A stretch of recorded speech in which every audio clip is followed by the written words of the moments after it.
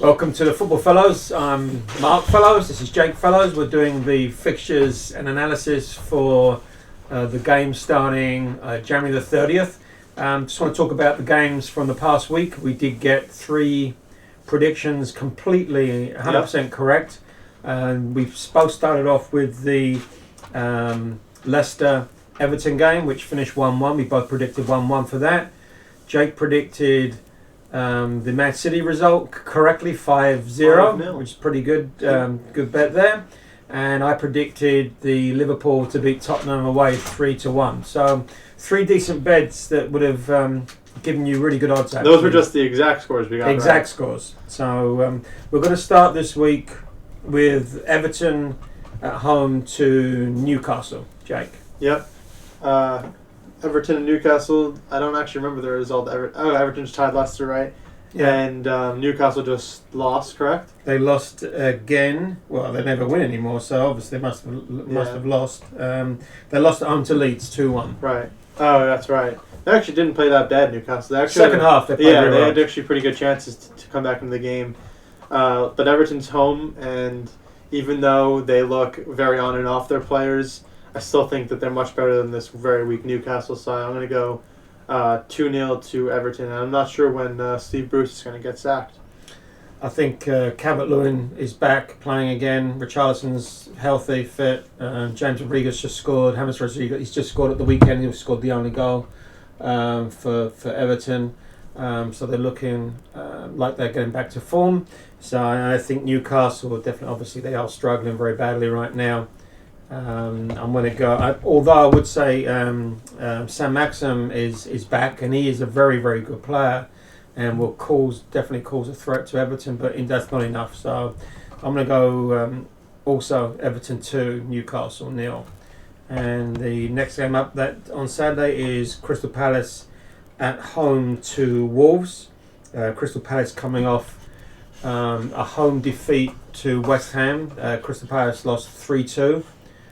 We both predicted a West Ham victory there as well. And also Wolves coming off, I would say, a credible draw away to my team, Chelsea. Difficult game to predict this one. What are you thinking, Jake? Palace at home to Wolves? I'm going to go with a Wolves win, but it's going to be close for sure. Wolves are good defensively, and they don't have great players up front, but I think it's enough to barely just beat Crystal Palace, who I think will get some chances. But once again, I like Wolves' defense, and I like Connor Cody a lot. So what's your prediction? I'm gonna go 1-0. I think it's gonna be very low scoring. 1-0. As every Wolves game is. Yeah, I mean, I think Zaha is playing well for Palace.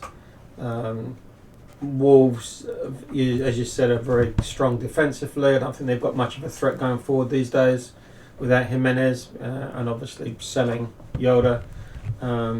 Doesn't seem to be a lot of goals. Doesn't seem to be a lot of goals in the team right now. I'm actually going to go for a very boring 0-0 draw. Yeah, I could definitely see that. Yeah, definitely going to be boring, I think. Next game up is Manchester City at home to Sheffield United. You start this one off. Manchester City just coming off a 5-0 win, as we said, away to West Brom. Sheffield United coming off a huge away win. That's why Jake Perry left the room. To Manchester United, huge surprise there. Manchester United look terrible right now, but we'll get to that in a second. So Man City at home to Sheffield United. I'm going to go. I think they're going to come back down to earth, Sheffield United, with a very, very big bump. I'm going to go Manchester City 4, Sheffield United 0. I know De Bruyne is not back from injury yet, but Gundogan is playing fantastic right now and looks a really, really good player.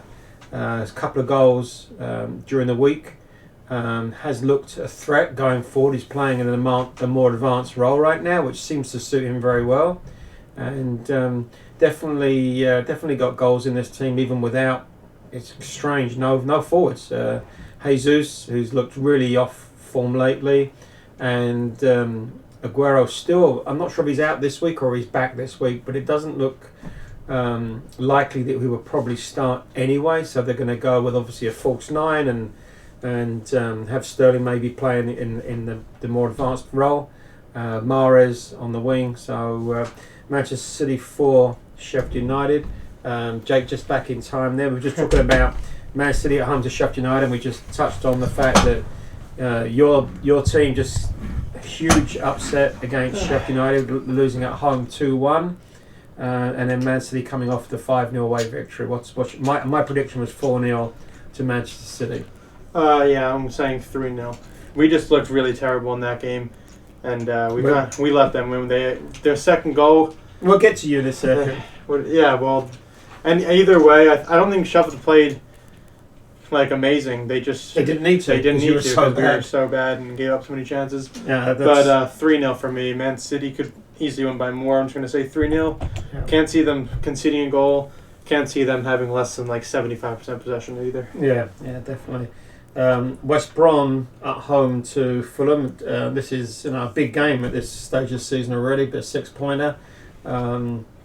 West Brom, what did they do? They obviously lost at home to Manchester City, and Fulham, they had a pretty decent result away to Brighton 0-0. It was a good point for them. I mean, that's a really good point actually away from home. They've definitely shored up that defence. Parker's done a great job of that defence. It looked a completely different team from the beginning of the season, where they looked like they were going to get destroyed by every team they played against. But he's done a really, really good job there, and I think they've got some decent players, and I think they're going to I think they're going to stay up. So, what were we saying? So West Brom at home to Fulham. What are you thinking there, Jake?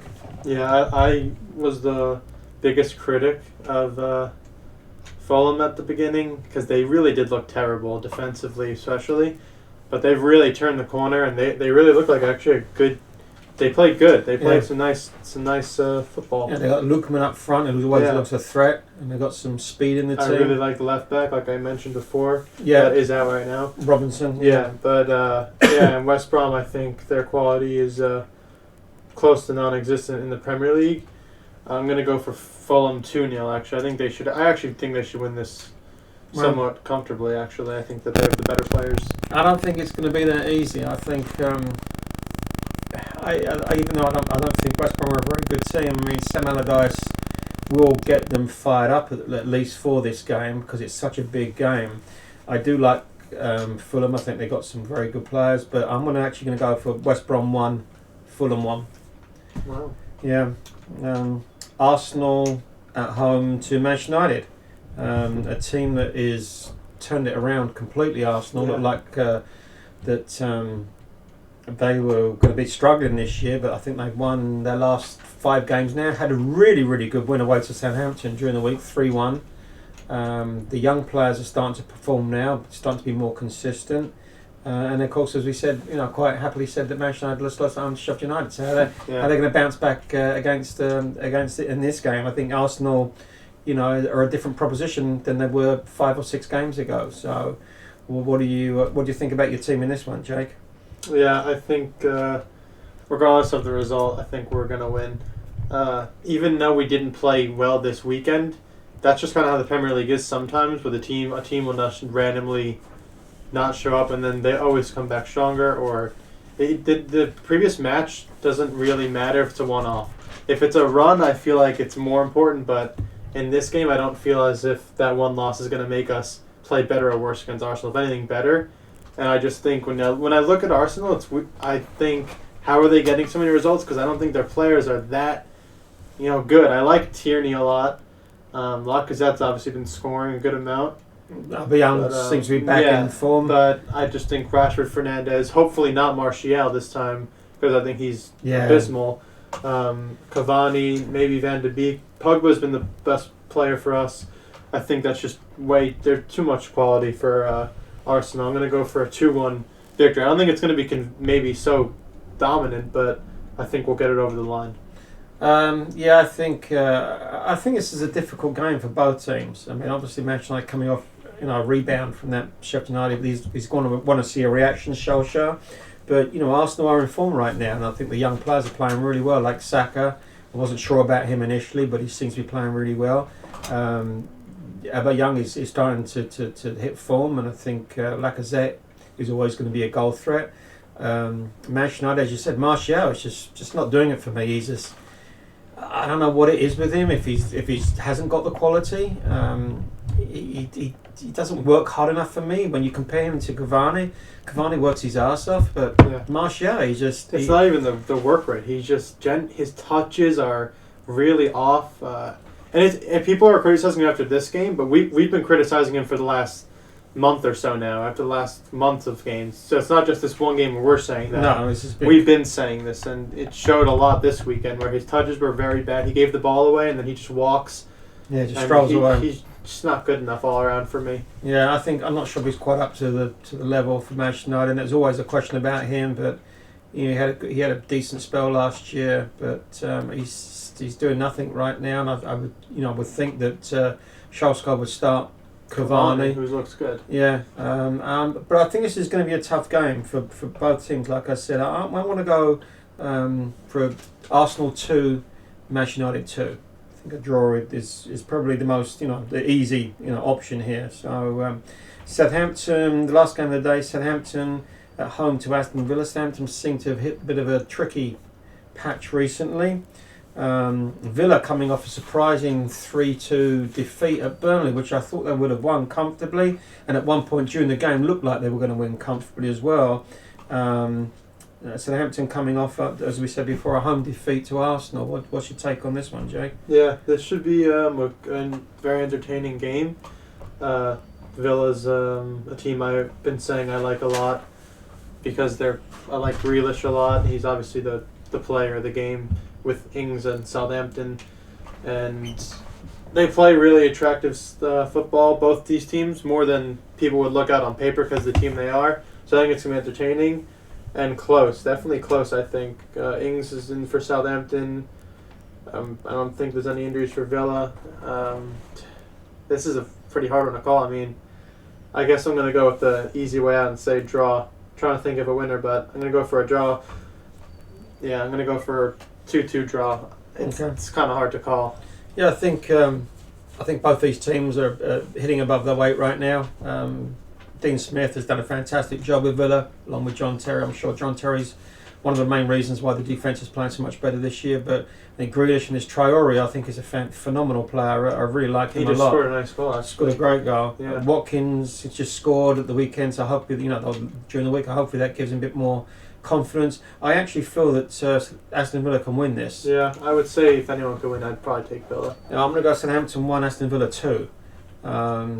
I do like Southampton, but as I said, they're a little bit off the boil recently, so I'm not sure that form, that good form, is going to continue for them. So that's Saturday's games.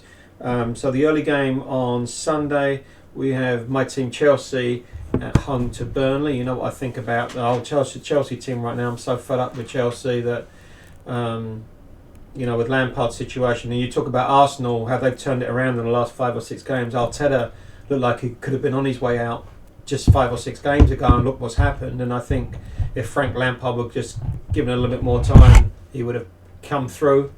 But it wasn't to be. I think Abramovich, there's a knee-jerk reaction always with him, and I'm not sure that Thomas Tuchel is the answer. I don't like him. I don't like his face. I don't like this. I also don't like him. Don't like his skull. I think he's got a lot of work ahead of him to get the Chelsea. I think in some ways for him, it's probably fortunate there's no fans right now, because I don't think a lot of the fans would be on Tuchel's side, and it's probably a little bit unfair to him.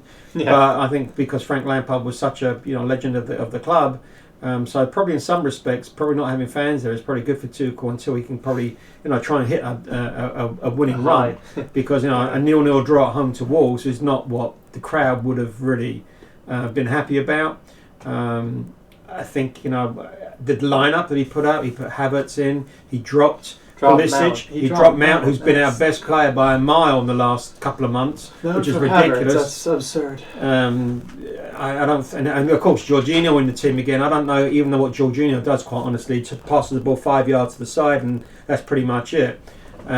So this game is against Burnley. It's not going to be easy. Burnley came off that 3-2 win against Aston Villa. They beat Liverpool the week before, if you remember. So they're on a bit of a purple patch right now, and I think they're a type of team that can, if Chelsea are not playing as well as they should be. They could, there could be a surprise on the cards here. Having said that, it's difficult to bet against Chelsea because of the quality they have got. But if you're not performing, doesn't matter what quality you've got. If you're not being consistent, so I'm going to go for Chelsea 1, Burnley 1. Wow. Wow. I'm not gonna agree with that. Chelsea's last game they did play well, or not as bad as a draw. 80% possession. Yeah, they definitely dominated the possession of the game. I don't know what the lineup's going to be like. I'm hoping it's different for Chelsea's sake. I don't know exactly why Mount or Pulisic wouldn't start. I saw his interview. He said Pulisic is a great player to have on the bench just because he plays better off the bench or something like that. That's stupid. As other players don't make an impact off the bench. He actually said that in an interview. I never saw that. You need to watch that then. It's kind of frustrating for a Chelsea fan, I would imagine. Frustrating for Pulisic if he does that. And but I'm hoping Mount at least starts. And either way, Chelsea didn't play bad, like I said, and I still think they're going to win over Burnley, who are in a good run, so maybe it's not that convincing. I'm still going to go for 2-0 Chelsea. Okay. And then we got Leicester at home to Leeds. Should be another entertaining game. I would think both these teams play good open attacking football. I think Leicester, I'm not sure if Vardy's situation, if he's still out, I think he might still be out for this game, which again, has a huge impact on the Leicester team, especially the way they play. And Leeds turned it around, beat Newcastle, and they needed that win. Leeds. I still can't understand. So I'd like someone to explain to me why Bielsa has to be on his haunches for half the game. I don't understand why he does that. It looks ridiculous, quite frankly. Just stand up like a normal person. And Vardy is out, and indeed he's also out. I just saw. Oh wow, that makes a big difference. He's a big deal. Yeah, I think Maddison's definitely quality. They've got good players. Harvey Barnes is playing well. I'm not sure who's going to come in for Vardy if they're good enough. Iheanacho is not good enough. I'm not sure that Perez is an out-and-out striker. So this could be a tricky one for Leicester. And I think Leicester beat Leeds quite comfortably in the reverse fixture at 5-2 away. But I've got a sneaking suspicion that Leeds going to do something. I'm going to go Leicester 1, Leeds 2. Wow. Yeah. Yeah, I as if you've been watching the other episodes, I've been a big fan of. My two big teams have been Leeds and Villa this season. I really like both of them. Even though Leeds, they found themselves in a really bad spot in the table, like 14th, which is, for me, they should be higher up. Yeah. Because I really think they're a good team. And without Vardy and Ndidi, those are probably Leicester's two of their biggest players. So if there's going to be a time for Leeds to get a result, it is now. Still not sure about that, if they can get a win per se, but I do think it's going to be a tie without Vardy and Ndidi. Okay. I'm going to go for 2-2. I think it's this shouldn't be like a sit back and possess match. It should be a very open, tackles galore type of match, as Leeds always are, but against Leicester especially. Yeah. So I'm going to go 2-2. Okay. And we got West Ham, surprise package of the season so far in 4th place, which is crazy to me. I mean, not a big fan of Moyes, but he's done a fantastic job there. Home to Liverpool, who just come off, as I said, we just come off that big win against Tottenham 3-1. I wonder if Mourinho said that the better team lost that game as well. And then West Ham, as I say, doing fantastic right now, playing really, really well. They've got Mikel Antonio back, which makes a big difference. Yeah. And this Souček, he can't stop scoring. The guy's amazing. I mean, he's unreal. That's certainly having a huge impact on the team. So West Ham at home to Liverpool, Jay. What do you think? Yeah, I'm not really understanding how Souček scores so often for like just a center midfielder, but it's pretty insane. Yeah, West Ham is they've been playing well. But Liverpool, for me, are going to be way too much. They created a lot of chances at Tottenham. They scored. I'm not sure if they scored 2 goals that didn't count, but I know they scored at least 1. They had another couple good chances that they didn't take advantage of.